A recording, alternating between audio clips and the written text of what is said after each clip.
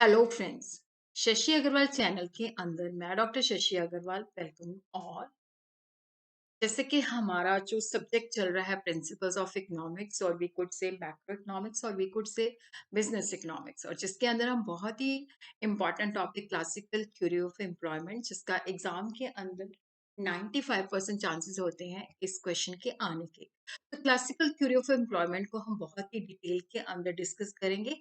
उसके बाद I will be putting shorter video के एग्जाम के अंदर हमने, क्योंकि हमारे पास लिमिटेड टाइम होता है, तो उसमें हमने कितना मटेरियल देना है।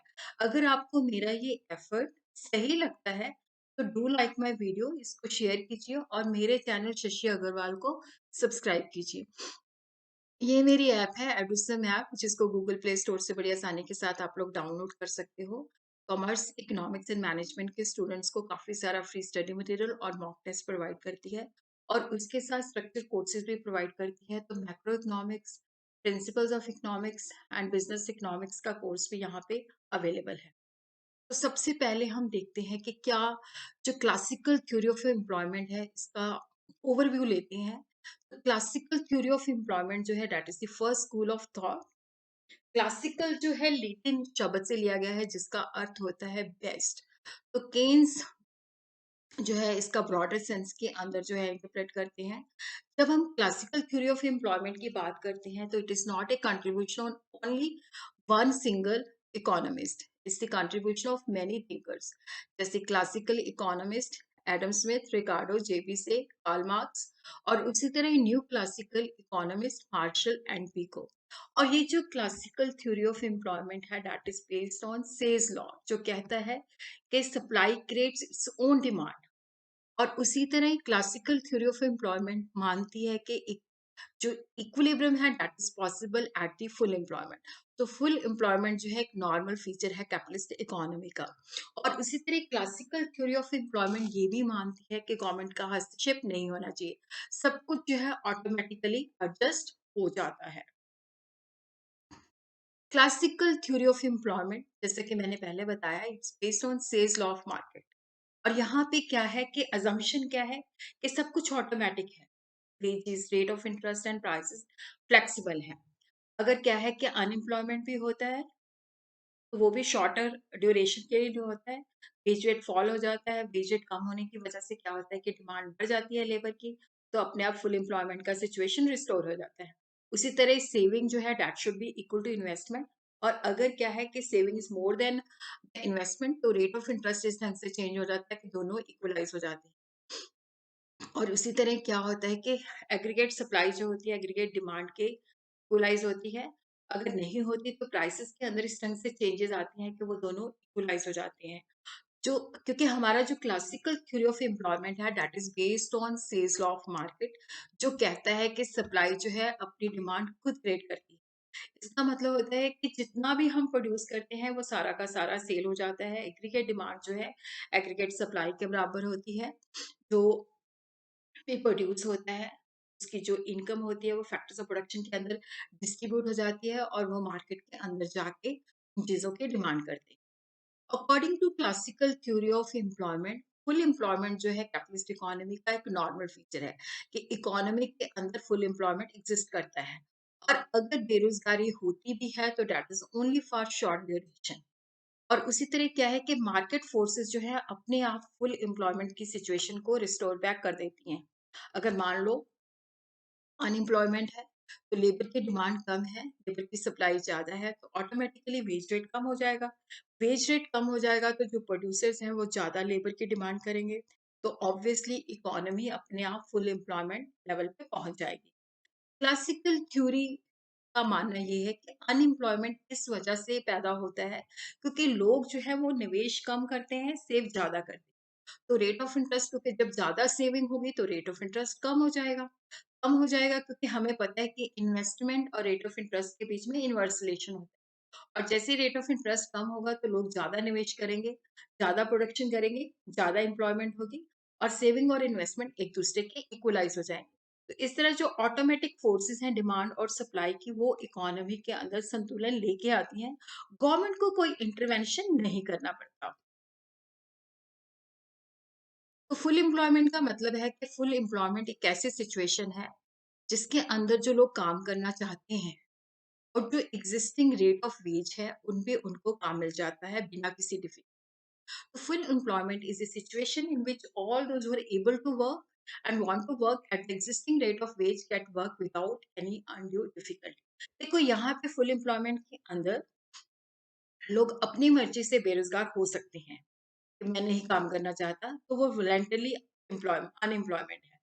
फुल एम्प्लॉयमेंट का मतलब होता है कि जो लोग काम करने को तैयार है, जैसे मान लो 500 रुपीज का रेट है पर डे का, और उसके अंदर जो लोग काम करना चाहते हैं उनको आसानी के साथ काम मिल जाता है।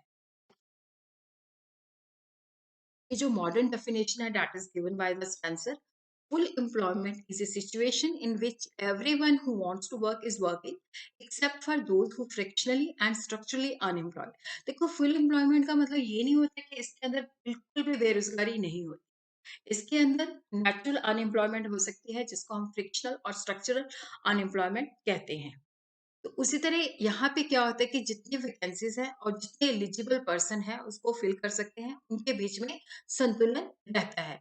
फुल एम्प्लॉयमेंट के अंदर हर कोई जो काम करना चाहता है वो काम मिलता है उसको, और जो फ्रिक्शनली और स्ट्रक्चरली थोड़ी देर के लिए अनएम्प्लॉयड होते हैं, तो फुल एम्प्लॉयमेंट के अंदर भी ये नहीं है कि जीरो रेट ऑफ अनएम्प्लॉयमेंट है। इसके अंदर भी जो अनएम्प्लॉयमेंट होती है वो फ्रिक्शनल और स्ट्रक्चर हो सकती है, जिसको हम अगली मतलब स्लाइड में अंडरस्टैंड करते हैं। तो फुल एम्प्लॉयमेंट जो है, पूर्ण रोजगार जो है, that is not A situation of zero unemployment, की कोई बेरोजगारी नहीं है। इसके अंदर भी कुछ ना कुछ बेरोजगारी एग्जिस्ट करती है जिसको हम नेचुरल रेट ऑफ अनएम्प्लॉयमेंट कहते हैं। फुल एम्प्लॉयमेंट का मतलब होता है कि यहाँ पे बेसिकली आप अपनी मर्जी से नहीं काम करना चाहते तो वो हो सकता है, but absence of involuntarily unemployment, अगर काम करना चाहते हो, जिस रेट जो रेट अवेलेबल है उस रेट पे आपको काम मिल जाता है। तो अब हम अंडरस्टैंड करते हैं कि जो फुल एम्प्लॉयमेंट है उसके अंदर किस तरह की अनएम्प्लॉयमेंट हो सकती है। तो जैसे फ्रिक्शनल अनएम्प्लॉयमेंट है। देखो फ्रिक्शनल अनएम्प्लॉयमेंट का मतलब होता है कि जैसे इकोनॉमी जो है डायनामिक है, उसके अंदर चेंजेस आती रहती है। कई बार कुछ व्यक्ति जो होते हैं वो अपनी जॉब छोड़ देते हैं अपनी इच्छा से, उनको होता है कि हमें बेटर अपॉर्चुनिटी मिल जाए। या कई बार क्या होता है कि फर्स्ट टाइम वो जॉब के अंदर आते हैं और वो अपनी स्किल के मुताबिक जॉब जो है ढूंढना शुरू करते हैं। तो यहाँ पे फ्रिक्शन अनएम्प्लॉयमेंट की जो रीजन है, एक तो लेबर कई बार इमोबाइल होती है, कई बार रॉ मटेरियल की शॉर्टेज होती है, कई बार मार्केट के अंदर हमें पूरी इन्फॉर्मेशन नहीं अवेलेबल होती, मशीनरी का ब्रेकडाउन होता है। तो ये जो अनएम्प्लॉयमेंट होती है that is only for short duration. उसी तरह इनवॉलेंटरली अनएम्प्लॉयमेंट जो है फुल एम्प्लॉयमेंट के अंदर नहीं होती। तो यहाँ पे इनवॉलेंटरली का मतलब होता है कि लोग काम करने को तैयार है बट उनको जॉब नहीं अवेलेबल होती। तो ये फुल एम्प्लॉयमेंट के अंदर एब्सेंस सिचुएशन होती है, ये एग्जिस्ट नहीं करती। स्ट्रक्चरल अनएम्प्लॉयमेंट होती है कि जैसे इकोनॉमी के स्ट्रक्चर के अंदर चेंजेस आ जाती हैं, कुछ इंडस्ट्रीज जो होती हैं उनका उनका मतलब पतन हो जाता है। वो जो प्रोडक्ट्स बनाती हैं उनकी डिमांड नहीं रहती। जो टेक्नोलॉजी है उनकी ऑब्सोलीट हो जाती है। जैसे या कई बार ये भी हो सकता है कि जैसे लैंड एंड कैपिटल है उनकी शॉर्ट सप्लाई हो गई, या वर्कर जो होते हैं उनको पुराने मेथड से काम करना आता है, बट जो मॉडर्न इंडस्ट्री की रिक्वायरमेंट है उसके मुताबिक काम करना नहीं आता। तो उसी तरह जो प्रोडक्शन टेक्निक्स होती हैं उनके अंदर बहुत सारी चेंजेस आती हैं, जो लोगों की प्रेफरेंस होती है वो चेंज हो जाती है, तो जिसकी वजह से कुछ इंडस्ट्री क्लोज डाउन होती है। तो ये इकोनॉमी का जो स्ट्रक्चर है, इकोनॉमी की जो संरचना है, उसके अंदर जो परिवर्तन आता है, तो उसकी वजह से बेरोजगारी होती है। सीज़नल अनएम्प्लॉयमेंट जो होती है कि जैसे शेलर का काम है वो भी सीज़नल है, 6 महीने चलता है, 6 महीने जो होता है ऑफ रहता है। तो यहाँ पे पर्टिकुलर प्रोडक्शन एक्टिविटी सीज़न के अंदर पीक में होती है, बट जब ऑफ सीज़न होता है तो बंद होती है। जैसे आइस फैक्ट्री जो है विंटर सीज़न के अंदर क्लोज़ होती है, और उसी तरह विंटर सीज़न के अंदर वूलन की डिमांड होती है, बट समर के अंदर नहीं होती। तो ये अनएम्प्लॉयमेंट जो है सीज़न की वजह से, फैशन की वजह से या टेस्ट की वजह से आती है। उसी तरह टेक्नोलॉजिकल अनएम्प्लॉयमेंट जो होती है, कि प्रोडक्शन टेक्निक्स चेंज हो जाती हैं, तो उसकी वजह से होती है। प्लेंटली अनएम्प्लॉयमेंट होती है कि जहाँ पे काम तो अवेलेबल है, बट वर्कर जो है काम करना नहीं चाहता। साइक्लिकल अनएम्प्लॉयमेंट जो होती है बिज़नेस फ्लक्चुएशन की वजह से आती हैं, जैसे मंदा है या तेज़ी है तो उसकी वजह से अनएम्प्लॉयमेंट जो है इफ़ेक्ट होती है। अब हम देखते हैं कि क्लासिकल थ्योरी ऑफ एम्प्लॉयमेंट जो है किन 2 चीज़ों के ऊपर टिकी हुई है, क्या इसके बेसिक है। एक तो हमें ये पता ही है कि it's based on sales law of market और फुल एम्प्लॉयमेंट जो है that is the normal feature. तो यहाँ पे ये भी है कि जो इक्विलिब्रियम आउटपुट है, एम्प्लॉयमेंट है, वो मार्केट फोर्सेस डिमांड और सप्लाई के द्वारा डिटरमाइन होता है।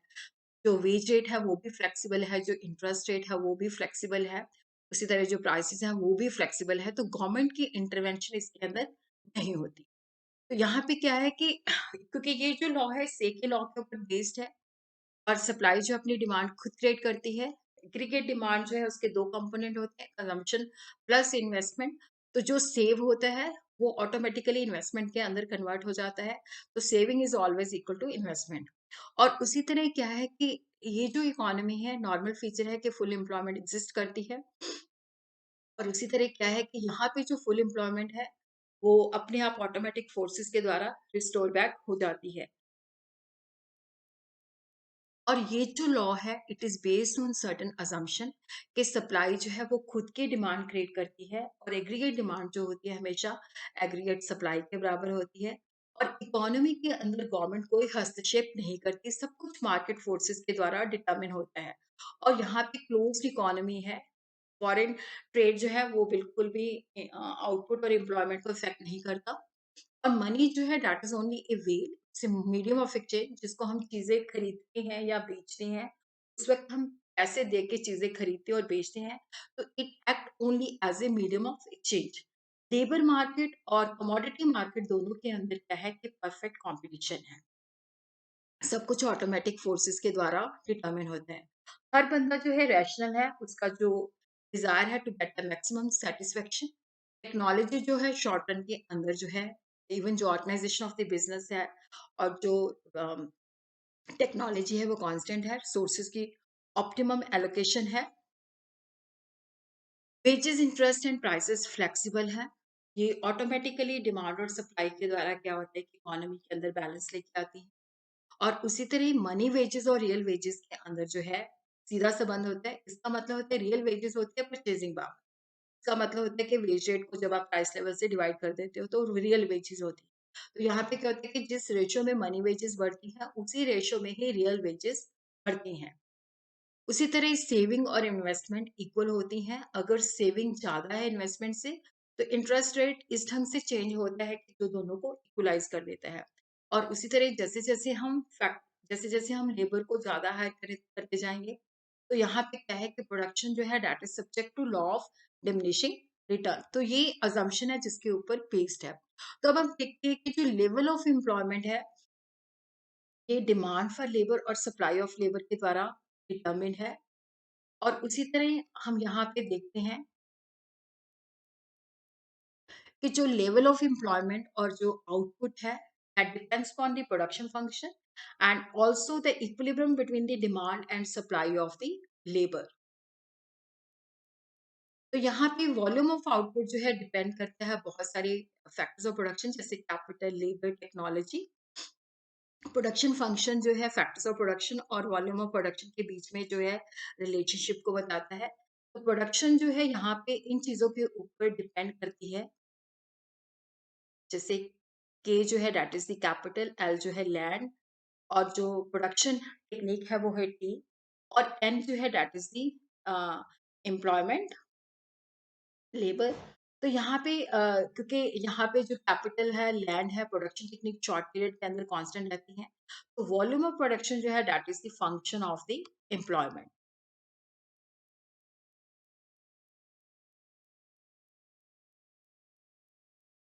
तो उसी तरह हम देखते हैं कि प्रोडक्शन जो है that is the function of employment. यहाँ पे हम लेते हैं एम्प्लॉयमेंट, यहाँ पे हम आउटपुट लेते हैं।